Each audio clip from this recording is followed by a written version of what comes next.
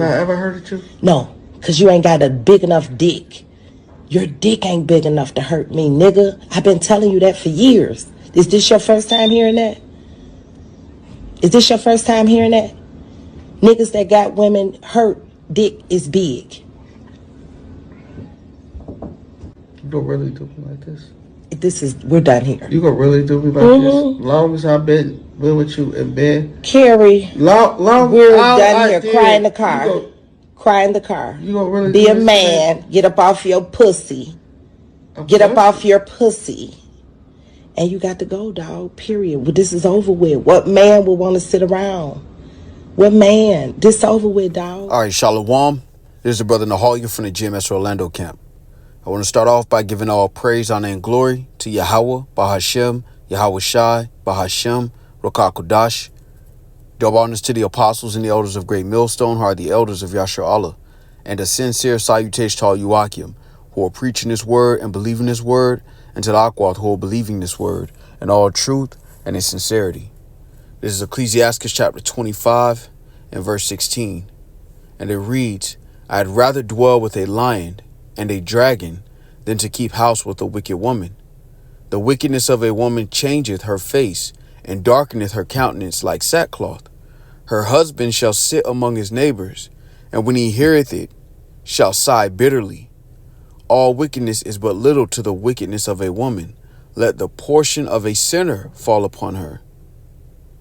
As the climbing up a sandy way is to the feet of the aged, so is a wife full of words to a quiet man. Stumble not at the beauty of a woman, and desire her not for thy pleasure. A woman, if she maintain her husband, is full of anger, impudence, and reproach. A wicked woman abateth the courage, maketh an heavy countenance, and a wounded heart. A woman that will not comfort her husband in distress, maketh weak hands and feeble knees. All right, and this clip was an example of a wicked woman abating the courage of Jake, making his countenance heavy, all right, and basically wounding his heart. You know, it got so bad in that clip that she basically told Jake that you should just leave, which was sound counsel. And that's something Jake should have understood a long time ago when you look at the conversation that he was having with her. Because you could tell she said these type of things to him before. All right, now the scriptures did say that a wicked woman is given as a portion to a wicked man. And we live in a society where things have been turned upside down. All right. So wickedness is readily accepted. And like a factory, it spits out a lot of women that are like this, whether overtly or covertly, because you have a lot of women who will abate the courage of their man, but they'll do it in a subtle way.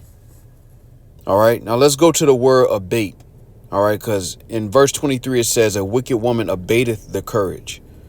All right. So when you go to the Websters Dictionary, it says abate, verb, to decrease in force or intensity, to become defeated. All right. And this is why, you know, when you look at Jake in this society, Jake doesn't have a lot of self-esteem or confidence. All right. They don't see themselves as valuable, so they accept shit like this. They will allow a woman to treat them this way. And it's because ultimately they see no value in themselves. And this isn't just Jake. Men in general in this society, all right, because of this wicked and adulterous society, man, Jake is defeated most importantly. But men in general, you know, are abated or are defeated. You know, you have a lot of men who are, you know, they get middle-aged. You know, they may have married young, you know, had children and played the role of a, you know, quote unquote good man. And then they get to like 48, 50 and up, you know, and now, you know, the woman that they were with now wants to leave. And now Jake is in some apartment and half of their shit is gone. Not just Jake, though. Men in general.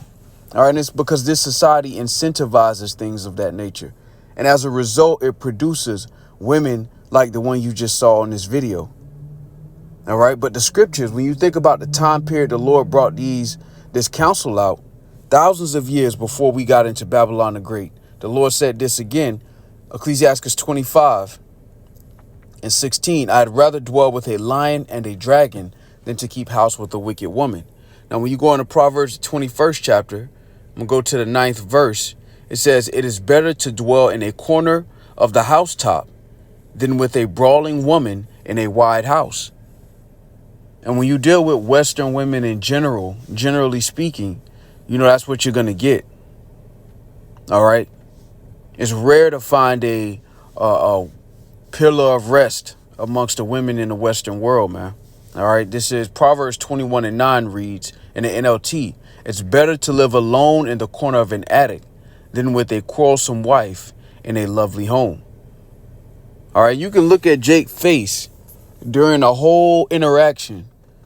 You can look at Jake's face and just tell like he's done. He's defeated. And this is what having a wicked woman around and being with a wicked woman will do to you.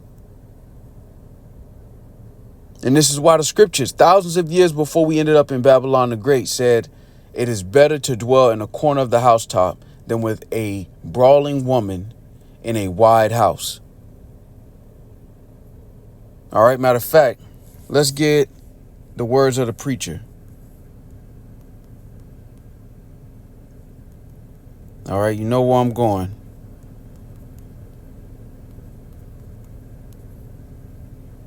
This is Ecclesiastes chapter 7:26.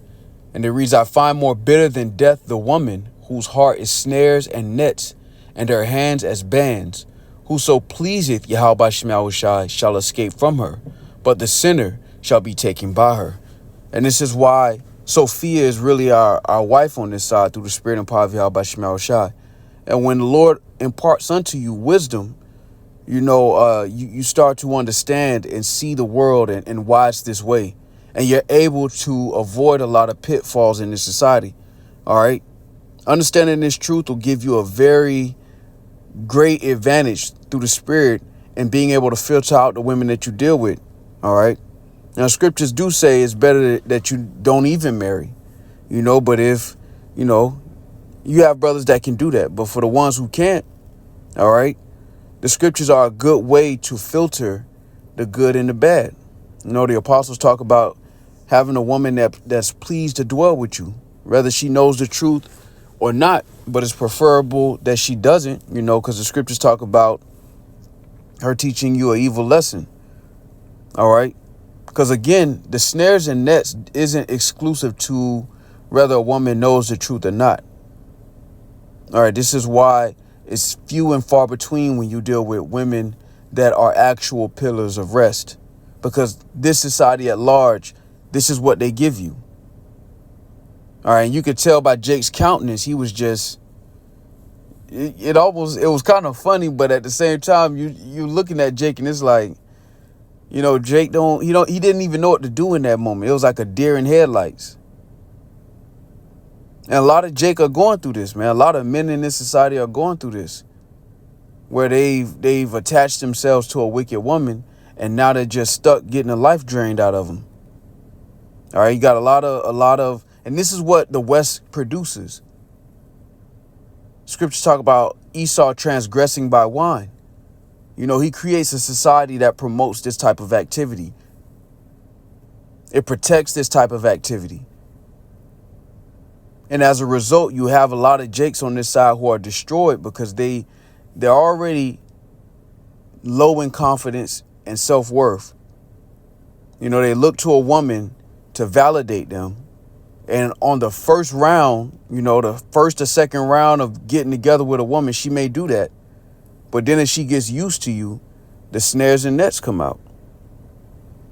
And 9 times out of 10, that's what you're going to get on this side of life. You're not going to get a lot of women who are in their right mind.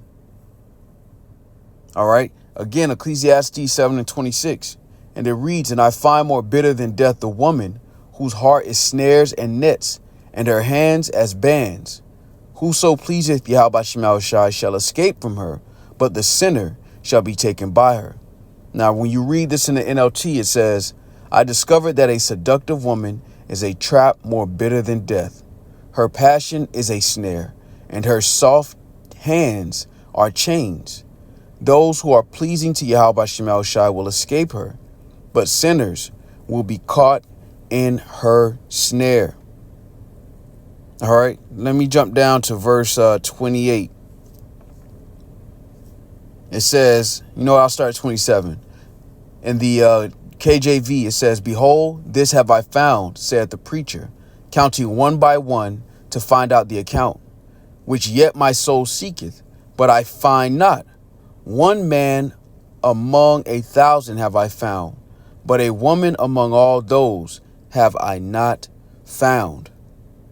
All right, man. And that shows you, right, that even during Solomon's time, most of the women, he said he found no women. And that was during the 40 years of peace. So how much more so in this society, should Jake be very cautious as far as how you move in dealing with the women of this world?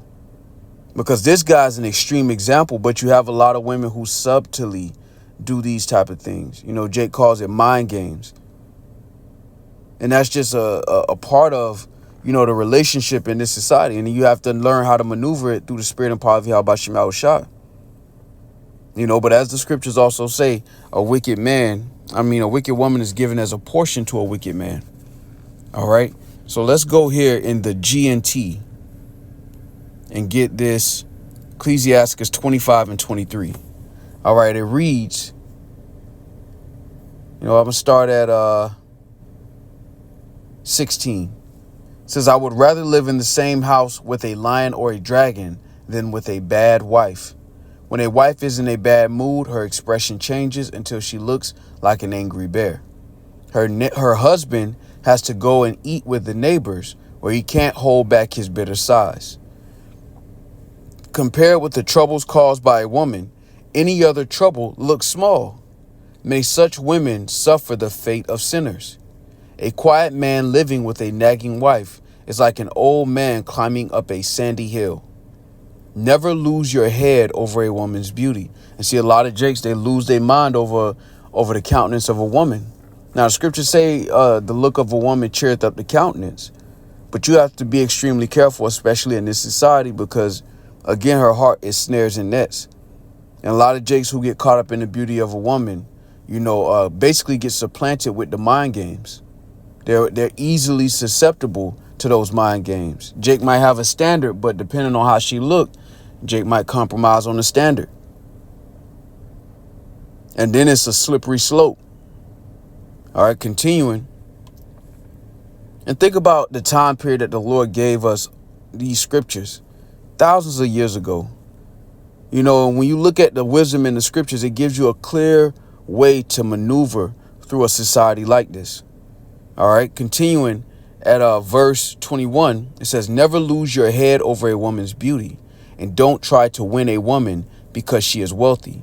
When a man is supported by his wife, there is sure to be anger, arrogance, and humiliation." And you see that happen too. Verse 23 reads, "A bad wife will make her husband gloomy and depressed and break his heart." And that's exactly what you saw in that clip. All right, it says, "Show me a timid man who can never make up his mind, and I will show you a wife who doesn't make her husband happy." Man. And what you saw in that clip was a clear indicator of that, man. Now, his example is an extreme example, but it's not uncommon. When guys get in arguments with their girl in this society, a lot of times she starts to pull all stops and try to hit you where it hurt at. That's a bad wife. And you have to look at the scriptures and be a visionary and understand that the wisdom being imparted applies no matter what day and age you're in. And when you look at a clip like that, all of these scriptures come to mind.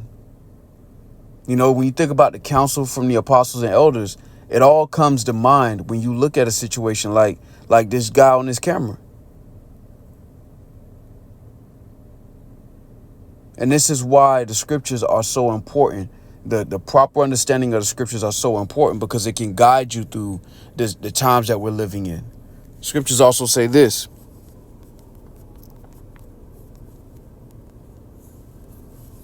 This is Ecclesiastes chapter 26 and 11.